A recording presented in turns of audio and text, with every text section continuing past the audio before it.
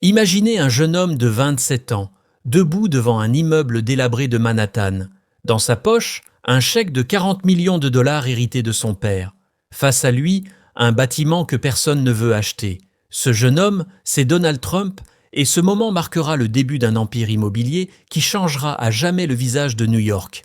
Dans cette vidéo, je vais vous révéler les secrets qui ont permis à Trump de transformer cet héritage en un empire de plusieurs milliards de dollars. Vous découvrirez notamment comment il a réussi à repérer des opportunités là où les autres ne voyaient que des ruines, et comment sa vision unique de l'immobilier a révolutionné le marché. Je partagerai avec vous les 5 principes fondamentaux qui ont guidé ses décisions les plus audacieuses, de l'acquisition du Grand Hyatt à la construction de la mythique Trump Tower. Si vous rêvez de comprendre les rouages du succès financier, cette vidéo vous donnera les clés pour penser différemment et voir grand. Restez jusqu'à la fin pour découvrir la technique de négociation la plus puissante de Trump, celle qui lui a permis de conclure les deals les plus impressionnants de sa carrière. Partie 1. Les fondamentaux. Les 5 qualités essentielles selon Trump. Chapitre 1. L'enthousiasme. En 1975, un jeune homme de 29 ans se tenait devant le Commodore Hotel à Manhattan, un bâtiment délabré que personne ne voulait acheter. Avec un enthousiasme débordant et une vision que les autres ne pouvaient pas voir, Donald Trump y percevait une opportunité extraordinaire. C'est précisément cet enthousiasme qui allait transformer ce bâtiment en déclin en le prestigieux Grand Hyatt, marquant ainsi le début de son empire immobilier. L'enthousiasme, selon Trump, n'est pas simplement une émotion passagère, mais une force motrice essentielle pour réussir dans les affaires. Il explique que cette qualité est contagieuse et influence directement les personnes avec qui vous travaillez. Quand vous êtes véritablement passionné par un projet, cette énergie se transmet naturellement à vos collaborateurs, vos investisseurs et vos clients. Pour illustrer l'importance de l'enthousiasme, Trump partage une anecdote révélatrice. Lors de la construction de la Trump Tower, il visitait le chantier tous les jours, interagissant avec les ouvriers et partageant sa vision avec une telle passion que l'équipe entière se sentait investie dans le projet. Cette approche a non seulement accéléré la construction, mais a aussi créé une dynamique positive qui a permis de terminer le projet dans les délais et le budget prévus. Trump souligne que l'enthousiasme doit être authentique.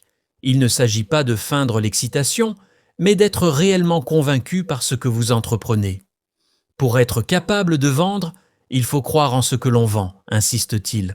Cette conviction sincère devient alors le moteur qui vous pousse à surmonter les obstacles inévitables. Même dans les moments difficiles, comme lorsqu'il a dû faire face à une dette de 9,2 milliards de dollars dans les années 90, c'est son enthousiasme inébranlable qui lui a permis de rebondir. Il n'a jamais cessé de croire en sa capacité à reconstruire son empire, transformant chaque défi en opportunité grâce à son énergie positive et sa détermination. L'enthousiasme, conclut Trump, n'est pas un luxe dans le monde des affaires, c'est une nécessité absolue pour quiconque aspire au succès. C'est cette qualité qui vous distingue de la concurrence, qui inspire confiance à vos partenaires et qui vous donne la force de persévérer quand les autres abandonnent. Chapitre 2. La capacité à construire des relations. Au début des années 80, alors que Manhattan traversait une crise immobilière majeure, Donald Trump a réussi à convaincre la ville de New York et la chaîne Hyatt de s'associer pour transformer l'ancien Commodore Hotel. Cette réussite extraordinaire n'était pas due au hasard, mais à sa remarquable capacité à construire des relations stratégiques. Trump comprend que le succès dans les affaires repose avant tout sur les relations humaines. Il cultive méticuleusement son réseau, établissant des connexions avec les banquiers, les politiciens, les entrepreneurs et même les syndicats. Sa méthode ? Une approche personnalisée qui va bien au-delà des simples relations professionnelles. Pour illustrer cette approche, prenons l'exemple de sa négociation avec les banques dans les années 90, lorsqu'il devait restructurer une dette de plusieurs milliards. Au lieu de traiter avec les institutions de manière impersonnelle, Trump a pris le temps de rencontrer personnellement chaque banquier important, comprenant leurs contraintes et leurs objectifs. Cette stratégie lui a permis de maintenir le contrôle de son empire malgré les difficultés financières. Trump insiste sur l'importance de créer des liens authentiques. Il ne s'agit pas simplement de distribuer des cartes de visite lors des cocktails, mais de développer une véritable compréhension des besoins et des motivations de chaque interlocuteur. Pour lui, chaque relation est une opportunité d'apprentissage et de croissance mutuelle. Une autre illustration de cette philosophie est sa relation avec le maire de New York de l'époque. Plutôt que de simplement solliciter des autorisations de construction, Trump a pris le temps de comprendre les enjeux politiques et sociaux de la ville. Cette approche lui a permis d'obtenir des avantages fiscaux cruciaux pour ses projets, notamment pour la Trump Tower. Trump souligne également l'importance de la loyauté dans les relations d'affaires. Il maintient souvent les mêmes partenaires sur plusieurs projets, créant ainsi une confiance mutuelle qui facilite les futures négociations. Cette fidélité s'étend également à ses employés, dont certains travaillent avec lui depuis des décennies. La capacité de Trump à construire des relations ne se limite pas au monde des affaires.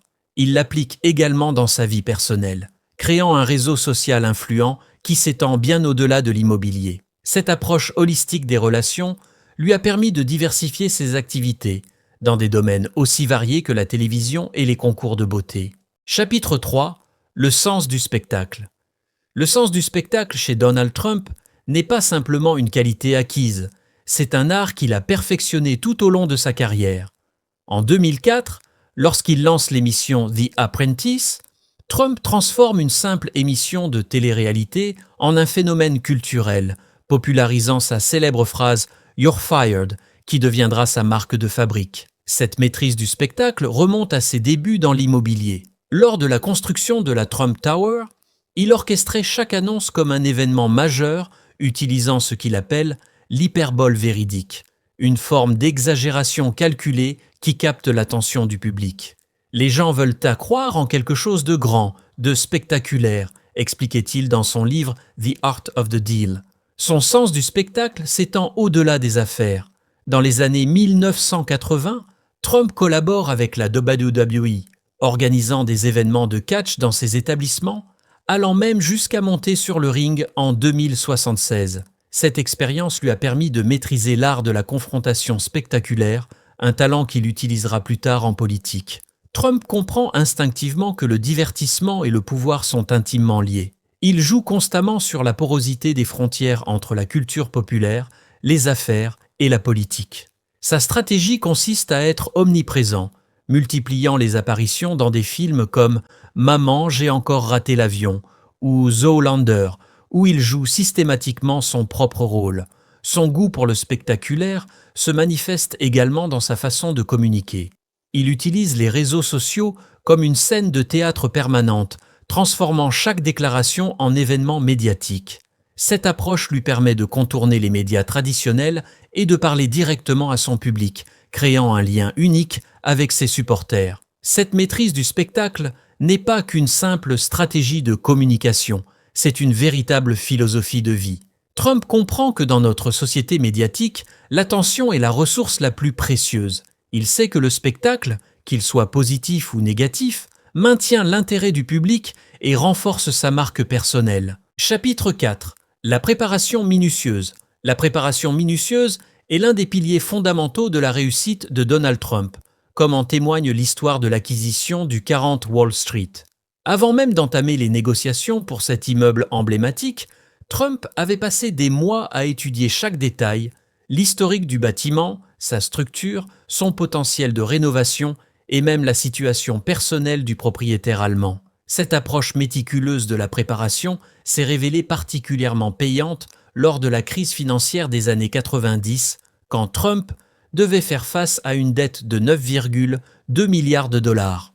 Au lieu de céder à la panique, il a minutieusement analysé chaque contrat, chaque dette, et préparé des stratégies de négociation spécifiques pour chacune des 99 banques créancières. Trump insiste sur l'importance de connaître tous les aspects d'un projet avant de s'y engager.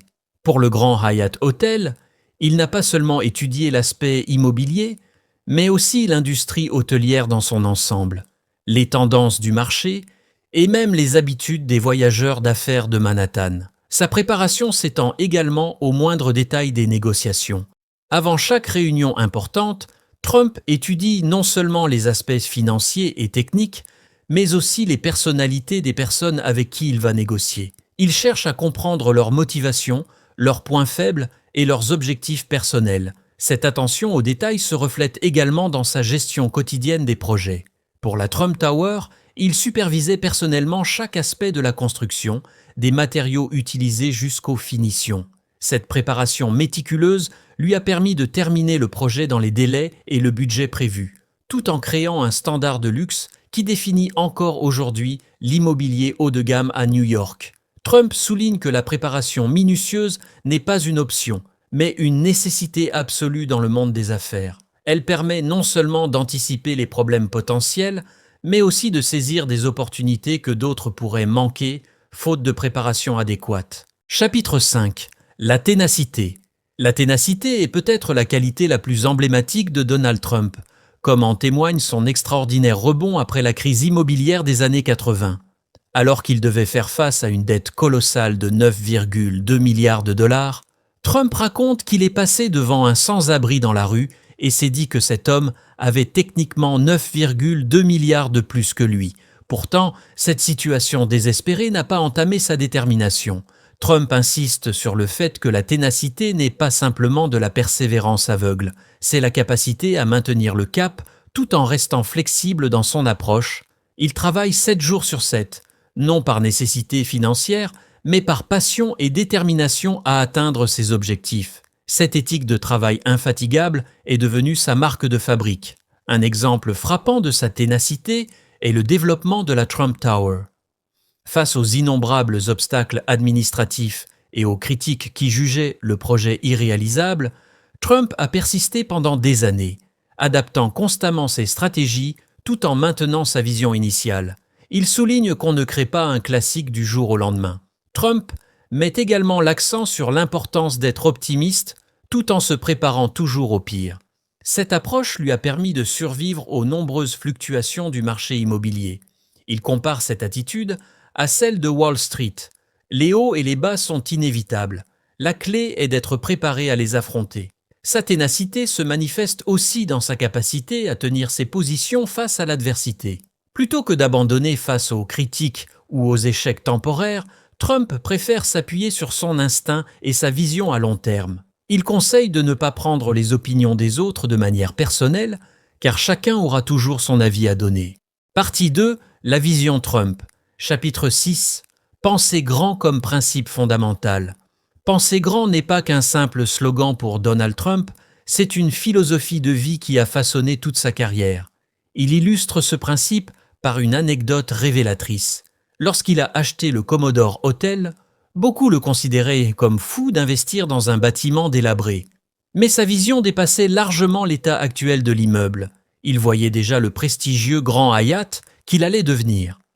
Trump insiste sur le fait que la richesse découle de grands objectifs, suivis d'actions quotidiennes soutenues. Il conseille de consacrer au moins 2 heures par jour à réfléchir à la façon de générer de l'argent et d'atteindre ses objectifs. Pour lui, la chance ne vient pas souvent, et quand elle se présente, il faut en tirer le maximum d'avantages, même si cela signifie travailler très dur.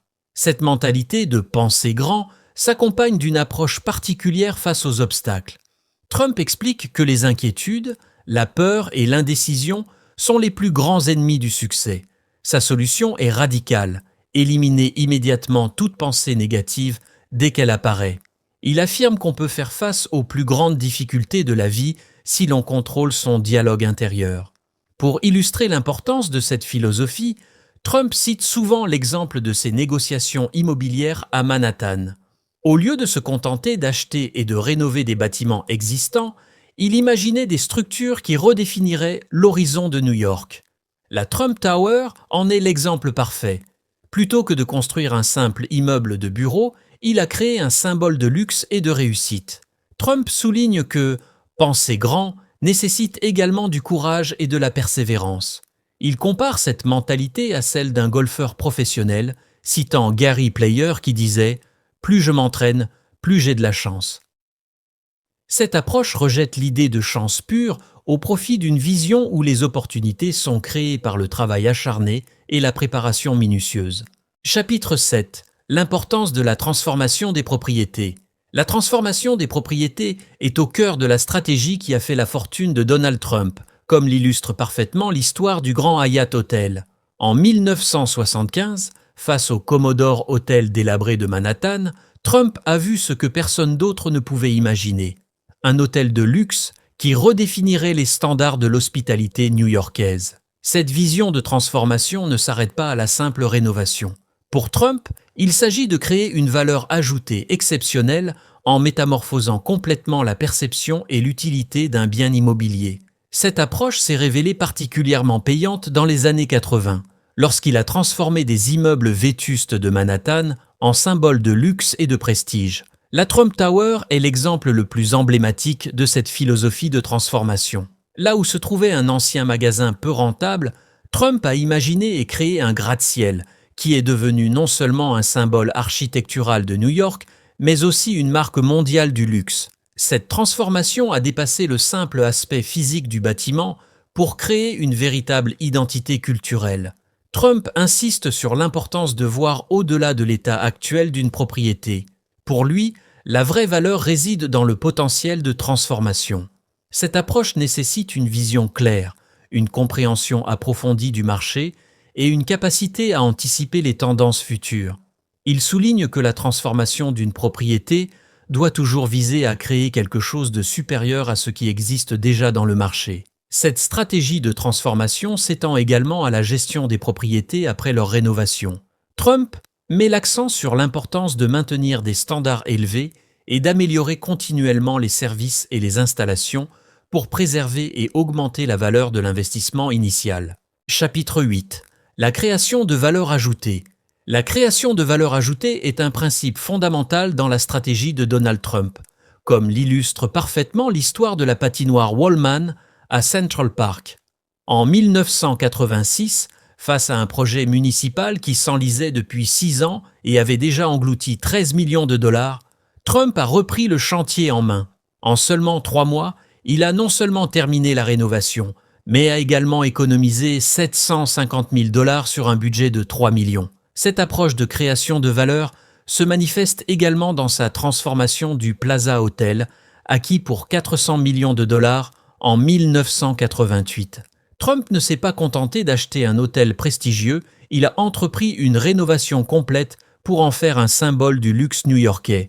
Bien que cette transformation spécifique n'ait pas été financièrement rentable, elle illustre sa philosophie de toujours chercher à améliorer et à élever le niveau de ses acquisitions. Trump insiste sur l'importance de voir au-delà de la simple valeur marchande d'une propriété. Pour lui, la vraie création de valeur réside dans la capacité à transformer un bien ordinaire en quelque chose d'extraordinaire. Cette vision s'est concrétisée dans des projets comme Mar-a-Lago, acquis pour 8 millions de dollars au total, qu'il a transformé en un club privé exclusif où l'abonnement annuel atteint 150 000 dollars. La création de valeur selon Trump ne se limite pas aux aspects physiques des propriétés. Il a développé une approche unique de la valorisation de marque, transformant son nom en une marque mondiale synonyme de luxe et de succès. Cette stratégie lui a permis de générer des millions de dollars en redevances, démontrant que la valeur ajoutée peut prendre des formes diverses au-delà de l'immobilier traditionnel. Pour Trump, la création de valeur est un processus continu qui nécessite une vision claire, une exécution précise et une capacité à anticiper les tendances du marché. Il souligne l'importance de toujours chercher à dépasser les attentes et à créer quelque chose qui se démarque significativement de la concurrence. Chapitre 9. L'exemple du Grand Hyatt et de la Trump Tower. L'histoire du Grand Hyatt illustre parfaitement la vision et l'audace de Donald Trump en matière d'immobilier. En 1975, alors que New York était au bord de la faillite, un jeune Trump de 29 ans a vu une opportunité là où les autres ne voyaient qu'un bâtiment délabré, le Commodore Hotel. Avec un mélange d'ambition et d'habileté politique, Trump a réussi à obtenir un avantage fiscal sans précédent de 40 ans qui a coûté à la ville plus de 410 millions de dollars en recettes fiscales perdues. La transformation du Commodore en Grand Hyatt a nécessité un investissement de 100 millions de dollars. Trump a complètement repensé l'édifice, le recouvrant d'une façade en verre bronze et en aluminium anodisé sombre. Bien que certains critiques d'architecture aient qualifié le bâtiment de présomptueux et obscur, il est devenu le symbole du renouveau de Manhattan et le premier grand succès de Trump. La Trump Tower, quant à elle, représente l'aboutissement de cette vision architecturale. Construite en 1983 en partenariat avec la compagnie d'assurance The Equitable, elle est devenue l'incarnation du luxe et du prestige à New York. Trump a supervisé personnellement chaque aspect de sa construction, des matériaux utilisés jusqu'aux finitions, démontrant son attention méticuleuse aux détails. Ce qui distingue ces deux projets, c'est la façon dont Trump a su transformer des opportunités en succès retentissants. Pour le Grand Hyatt, il a convaincu la chaîne Hyatt de s'associer au projet malgré le scepticisme général, obtenant même un prêt de 70 millions de dollars. Cette capacité à voir le potentiel, là où les autres ne voient que des obstacles, est devenue sa marque de fabrique. Cependant, ses succès n'ont pas été sans controverse. 9 ans après la transformation du Grand Hyatt, l'État a réclamé des millions de dollars de loyers impayés, et une enquête a révélé que Trump avait approuvé une comptabilité inhabituelle. Malgré ces difficultés, ces deux projets ont établi Trump comme une force majeure dans l'immobilier new-yorkais et ont défini son approche du développement immobilier pour les décennies à venir. Partie 3. L'art de la négociation. Les principes clés de négociation. Chapitre 10. Créer une aura d'exclusivité. La création d'une aura d'exclusivité est l'une des signatures de Donald Trump dans le monde de l'immobilier. Cette stratégie s'est particulièrement illustrée lors de la commercialisation de la Trump Tower dans les années 80. Alors que le bâtiment n'était encore qu'une structure en construction, Trump a orchestré une campagne marketing qui a transformé chaque appartement en un objet de désir pour l'élite new-yorkaise. Pour créer cette aura d'exclusivité, Trump a commencé par refuser systématiquement les premières offres d'achat, même lorsqu'elles dépassent tes attentes. Cette tactique a rapidement fait circuler le bruit que les appartements de la Trump Tower étaient impossibles à obtenir, créant ainsi une demande artificielle encore plus forte. La stratégie s'est également manifestée dans sa façon de gérer Mar-a-Lago, son club privé en Floride. Au lieu d'accepter tous les membres fortunés qui souhaitent rejoindre le club, Trump a instauré un processus de sélection rigoureux, créant une liste d'attente qui a rendu l'adhésion encore plus désirable. Cette approche a permis de faire monter les frais d'adhésion jusqu'à 150 000 $ par an. Trump applique ce principe d'exclusivité jusque dans les moindres détails. Dans ses immeubles, il crée délibérément des espaces réservés, des services premium et des étages spéciaux, accessibles uniquement à certains résidents. Cette stratification soigneusement orchestrée renforce le sentiment d'appartenance à une élite privilégiée. Cette approche ne se limite pas qu'aux biens immobiliers. Trump l'étend à toutes ses activités commerciales, créant des événements VIP, des accès privilégiés et des expériences uniques qui renforcent la perception de rareté et d'exclusivité. Il comprend que les gens désirent toujours ce qu'ils ne peuvent pas avoir facilement. L'une des clés de cette stratégie réside dans la communication. Trump ne vend pas simplement des propriétés, il vend un mode de vie exclusif, une appartenance à un cercle privilégié. Chaque bien immobilier devient ainsi plus qu'une simple résidence. C'est un symbole de statut social et de réussite. Chapitre 11. Identifier les besoins des autres. L'une des plus grandes forces de Donald Trump, dans ses négociations, réside dans sa capacité à identifier et comprendre les besoins profonds de ses interlocuteurs. Cette approche s'est particulièrement illustrée lors de l'acquisition du 40 Wall Street, un immeuble emblématique de Manhattan. Avant même d'entamer les négociations, Trump avait minutieusement étudié non seulement l'aspect financier du bâtiment, mais aussi la situation personnelle du propriétaire allemand. Cette compréhension approfondie lui a permis d'identifier les véritables motivations du vendeur au-delà du simple aspect monétaire. Trump insiste sur l'importance de créer des liens authentiques avec ses interlocuteurs. Pour lui, chaque relation est une opportunité d'apprentissage mutuel et il prend le temps de développer une véritable compréhension des besoins et des motivations de chaque personne. Cette approche s'est révélée particulièrement efficace lors de ses négociations avec les banques dans les années 90, lorsqu'il devait restructurer une dette colossale. Sa méthode repose sur un principe simple. Avant de proposer une solution, il faut d'abord comprendre le problème dans sa globalité, Par exemple, lors de la transformation du Commodore Hotel en Grand Hyatt, Trump n'a pas simplement vu un bâtiment à rénover, mais a compris les besoins plus larges de la ville de New York en termes de revitalisation urbaine et de création d'emplois. Cette capacité à identifier les besoins des autres s'étend également à sa compréhension du marché et de ses clients. Trump souligne qu'il est essentiel de se concentrer sur la satisfaction de son audience, qu'il s'agisse de clients, de partenaires ou d'employés. Il préconise d'être à l'écoute et de proposer des solutions concrètes qui répondent véritablement aux attentes du marché. Cependant, Trump met en garde contre une erreur courante, celle de confondre les besoins exprimés avec les besoins réels. Il insiste sur l'importance d'aller au-delà des demandes explicites pour comprendre les motivations profondes qui animent ses interlocuteurs. Cette approche lui a permis de conclure des accords que d'autres considéraient comme impossibles. Chapitre 12. Trouver des solutions gagnant. La recherche de solutions gagnant-gagnant est une approche fondamentale que Donald Trump a développée tout au long de sa carrière, malgré son image publique de négociateur impitoyable. L'une des meilleures illustrations de cette approche est la négociation du Grand Hyatt à Manhattan, où Trump a réussi à créer une situation avantageuse pour toutes les parties impliquées. Dans cette transaction complexe, Trump a compris que la ville de New York avait besoin de revitaliser le quartier, que la chaîne Hyatt cherchait à s'implanter à Manhattan, et que lui-même voulait établir sa réputation. En identifiant les intérêts de chaque partie, il a pu structurer un accord qui satisfaisait tout le monde. La ville obtient la rénovation d'un bâtiment délabré, Hyatt gagnait un emplacement prestigieux et Trump lançait sa carrière. Trump souligne l'importance de comprendre que la négociation n'est pas un jeu à somme nulle. Selon lui, les meilleures transactions sont celles où chaque partie quitte la table avec le sentiment d'avoir gagné quelque chose.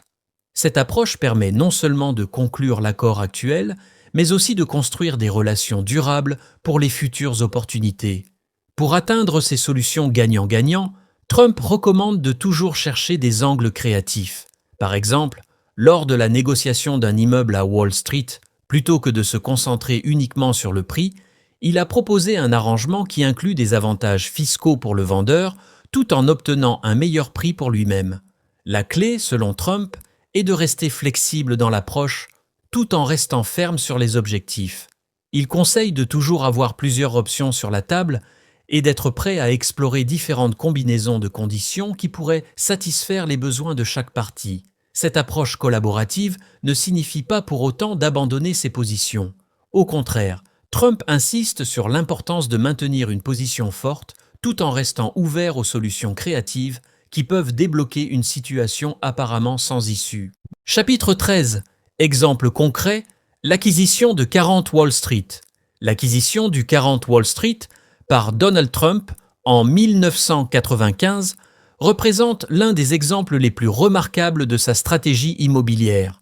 Cet immeuble historique de 72 étages, autrefois connu sous le nom de Trump Building, était pratiquement abandonné lorsque Trump l'a repéré.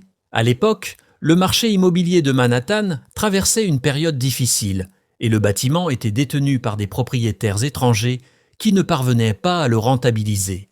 Trump raconte avoir acquis l'immeuble pour seulement $1 million, alors que sa construction initiale dans les années 30 avait coûté $40 millions. Cette transaction exceptionnelle n'était pas le fruit du hasard, mais le résultat d'une préparation minutieuse et d'une compréhension approfondie du marché. Avant même d'entamer les négociations, Trump avait étudié l'historique complet du bâtiment, ses problèmes structurels et surtout la situation désespérée des propriétaires qui cherchaient à s'en débarrasser rapidement. Il avait également analysé le potentiel de revitalisation du quartier financier de Manhattan. La négociation elle-même fut un chef-d'œuvre de timing et de stratégie. Trump a délibérément attendu que les propriétaires soient dans une position de faiblesse maximale avant de faire son offre. Il savait que le bâtiment nécessiterait des millions en rénovation, information qu'il a utilisée comme levier dans les négociations. Une fois l'acquisition réalisée, Trump a immédiatement lancé un programme de rénovation ambitieux. Il a modernisé les systèmes mécaniques, rénové le hall d'entrée et transformé les espaces de bureaux désuets en environnements de travail modernes. Cette transformation a permis d'attirer des locataires de premier plan et de multiplier la valeur de l'immeuble par plus de 40. Ce qui rend cette acquisition particulièrement remarquable, c'est la façon dont Trump a su identifier une opportunité que d'autres avaient en manqué.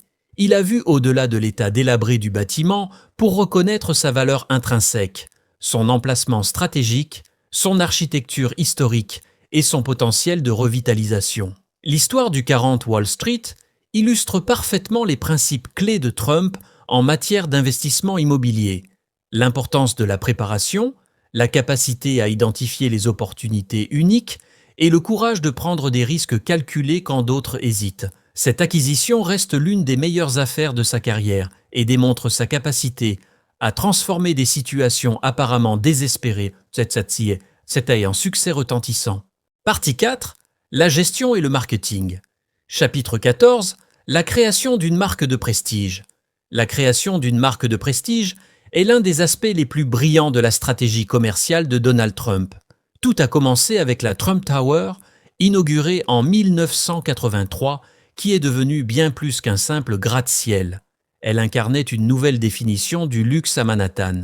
Trump a délibérément choisi des matériaux somptueux, comme le marbre rose de l'Italie et des cascades d'eau en bronze doré, pour créer une expérience visuelle inoubliable. Cette approche du luxe s'est rapidement étendue au-delà de l'immobilier. Trump a compris que son nom lui-même pouvait devenir une marque prestigieuse. Il raconte comment, lors de la construction de ses premiers projets, il insistait pour que son nom soit visible en grands caractères sur chaque bâtiment, créant ainsi une association immédiate entre le nom Trump et le luxe haut de gamme. La stratégie de Trump pour créer une marque de prestige repose sur 3 piliers fondamentaux: l'excellence visible, l'exclusivité et l'expérience client exceptionnelle. Pour Mar-a-Lago, son club privé en Floride, il a transformé un simple country club en une destination d'élite où les frais d'adhésion atteignent des sommets, créant ainsi une aura d'exclusivité qui renforce la valeur de la marque. Trump souligne l'importance de maintenir des standards élevés constants. Dans ses hôtels, chaque détail est minutieusement contrôlé, des serviettes aux uniformes du personnel en passant par la qualité du service. Il insiste sur le fait que la moindre faille dans l'expérience client peut ternir l'image de marque qu'il a mis des années à construire. Cette attention aux détails s'étend également à la communication. Trump a toujours veillé à ce que ses propriétés soient associées aux événements les plus prestigieux et aux personnalités les plus influentes. Il raconte comment il a délibérément refusé certaines opportunités commerciales qui auraient pu diluer la valeur de sa marque, préférant maintenir une image d'excellence et d'exclusivité. La force de cette stratégie de marque s'est révélée particulièrement payante lorsque Trump a commencé à accorder des licences d'utilisation de son nom. Des promoteurs immobiliers du monde entier étaient prêts à payer des millions simplement pour associer le nom Trump à leur projet, démontrant ainsi la valeur extraordinaire d'une marque de prestige bien construite. Trump conclut en soulignant que la création d'une marque de prestige n'est pas un sprint, mais un marathon. Chaque décision, chaque détail, chaque interaction contribue à renforcer ou à affaiblir la perception de la marque. C'est cette compréhension profonde de la valeur d'une marque qui a permis à Trump de transformer son nom en un empire commercial mondial. Chapitre 15. L'importance du service client. Pour Donald Trump, le service client n'est pas une simple option, mais la pierre angulaire de son empire immobilier. Cette philosophie s'est particulièrement illustrée dans la gestion du Grand Hyatt à New York, où Trump a révolutionné les standards du service hôtelier de luxe. Trump insiste sur le fait que chaque interaction avec un client est une opportunité de renforcer la marque. Dans ses hôtels, il a instauré une politique où chaque membre du personnel, du portier au directeur, doit traiter les clients comme des VIP. Cette approche s'inspire directement de son expérience dans l'immobilier de luxe, où il a appris que la satisfaction du client va bien au-delà du produit lui-même. Un exemple marquant de cette philosophie est visible dans la gestion de Mar-a-Lago, son club privé en Floride. Trump y a mis en place un système où chaque membre du personnel doit mémoriser les préférences personnelles des clients réguliers, créant ainsi une expérience personnalisée qui fait la différence. Les serveurs connaissent les boissons préférées des membres, les femmes de chambre se souviennent des arrangements de coussins favoris, et le personnel de restauration anticipe les demandes spéciales. Trump souligne que l'excellence du service client nécessite une formation continue et une attention constante aux détails. Il raconte comment, lors des premières années de la Trump Tower, il passait des heures à observer le hall d'entrée, notant chaque interaction entre le personnel et les résidents, et n'hésitant pas à intervenir personnellement pour corriger le moindre écart par rapport aux standards établis. Cette obsession du service client s'étend également à la gestion des plaintes. Trump insiste sur l'importance de résoudre rapidement et efficacement tout problème, considérant chaque réclamation comme une opportunité d'amélioration. Il préfère dépenser plus pour satisfaire un client mécontent plutôt que de risquer de ternir la réputation de sa marque. La philosophie de Trump en matière de service client peut se résumer en une phrase. Dans le luxe, le bon service n'est pas suffisant, il doit être exceptionnel. Cette approche a non seulement contribué à fidéliser sa clientèle, mais a également permis de justifier des prix premium sur l'ensemble de ses propriétés. Chapitre 16. Les stratégies de sortie et de conservation. Les stratégies de sortie et de conservation sont des aspects cruciaux de l'investissement immobilier selon Donald Trump. Son approche est illustrée par sa gestion du marché immobilier pendant les périodes difficiles, notamment lors de la crise financière où il a su naviguer habilement entre conservation et cession d'actifs. Trump souligne l'importance d'avoir une vision claire avant même d'acquérir une propriété. Il raconte comment, lors de l'acquisition du Doral Country Club à Miami, il avait déjà planifié plusieurs scénarios de sortie potentiels tout en gardant à l'esprit la possibilité de conserver la propriété à long terme. Cette flexibilité stratégique lui a permis de maximiser la valeur de son investissement. Pour Trump, la décision de conserver ou de vendre une propriété dépend de multiples facteurs. Il conseille de surveiller attentivement les conditions du marché, les tendances économiques et les opportunités émergentes.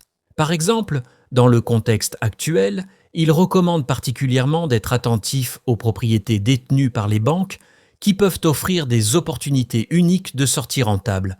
La stratégie de conservation de Trump repose sur l'amélioration continue des propriétés. Il insiste sur l'importance de maintenir des standards élevés et d'investir dans des améliorations qui augmentent la valeur à long terme. Cette approche lui a permis de transformer des propriétés ordinaires en actifs de prestige, augmentant ainsi significativement leur valeur de revente. Trump souligne également l'importance du timing dans les stratégies de sortie.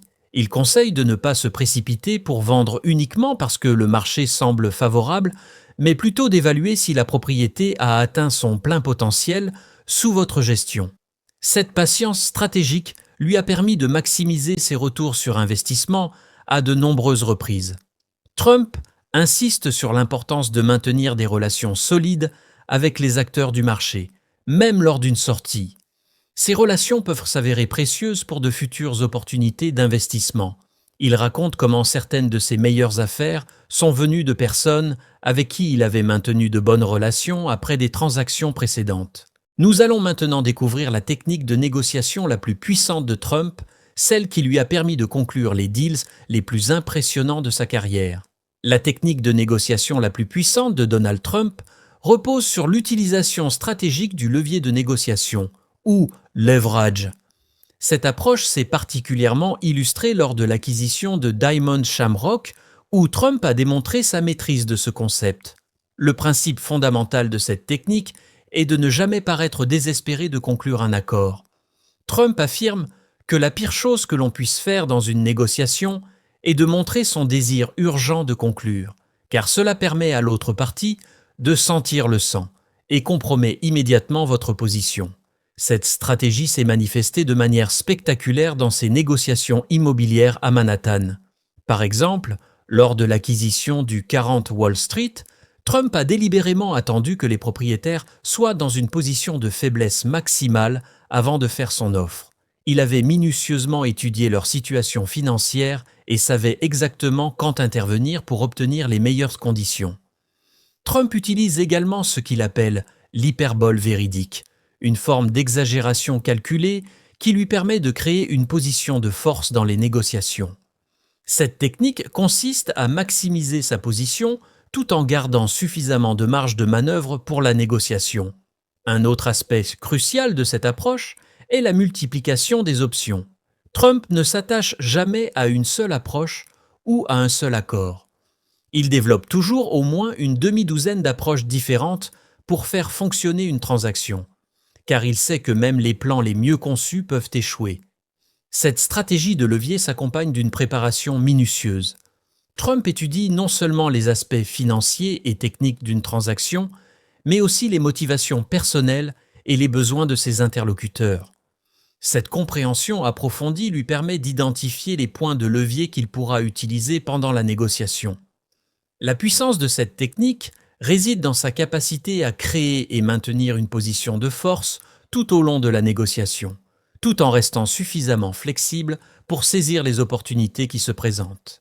Au terme de ce voyage à travers les principes qui ont façonné l'empire de Donald Trump, nous avons découvert que le succès ne repose pas sur un seul élément, mais sur un ensemble de qualités et de stratégies interconnectées. De l'enthousiasme contagieux qui a transformé le Commodore Hotel en Grand Hyatt, à la ténacité qui lui a permis de surmonter une dette de 9,2 milliards de dollars, chaque principe s'est révélé essentiel. Nous avons vu comment la préparation minutieuse et la capacité à construire des relations ont permis à Trump de conclure des deals que d'autres considéraient comme impossibles. Son sens du spectacle et sa vision de penser grand ont redéfini l'horizon de Manhattan, tandis que sa maîtrise de la création de valeur ajoutée a transformé des propriétés ordinaires en symboles de luxe. Alors, quel principe allez-vous mettre en pratique en premier ? Sera-ce sa technique de négociation basée sur le levier qui lui a permis d'acquérir le 40 Wall Street pour une fraction de sa valeur ? Ou peut-être sa stratégie de création d'une marque de prestige qui a transformé son nom en un empire mondial ? Si vous souhaitez approfondir votre compréhension des stratégies qui mènent au succès dans le monde des affaires, je vous invite à vous abonner à ma chaîne. Chaque semaine, nous explorons ensemble les principes qui ont façonné les plus grandes réussites entrepreneuriales. N'oubliez pas, le succès n'est pas le fruit du hasard, mais le résultat d'une vision claire, d'une préparation minutieuse et d'une exécution déterminée. À vous maintenant de transformer ces principes en action et de créer votre propre success story.